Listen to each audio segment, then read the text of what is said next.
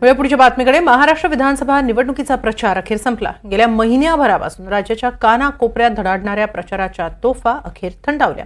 महाराष्ट्रात पुढच्या 36 तासांनंतर म्हणजेच 20 तारखेला सकाळी 7 वाजल्यापासून मतदानाला सुरुवात होणार आहे। 288 विधानसभा मतदारसंघांमधल्या उमेदवारांचं भविष्य 20 तारखेला ईव्हीएम मध्ये बंद होणार आहे। उत्तर प्रदेश आणि पश्चिम बंगाल नंतर विधानसभेच्या सर्वाधिक जागा असलेलं महाराष्ट्र हे नंबर 3चं राज्य आहे। त्यामुळे राष्ट्रीय आणि प्रादेशिक पक्षांसोबत काही छोट्या पक्षांनीही या निवडणुकीत मोठी ताकद लावली आहे। आज प्रचाराच्या शेवटच्या दिवशी शरद पवार आणि अजित पवारांची बारामतीमध्ये वेगवेगळी सभा झाली, तर देवेंद्र फडणवीसांची वर्ध्यातल्या आर्वीमध्ये सभा झाली। मुख्यमंत्री एकनाथ शिंदेंनी मुंबईत मुंबादेवीमध्ये रोड शो केला, तर उद्धव ठाकरेंनी वांद्रे पूर्वमध्ये सांगता सभा घेतली।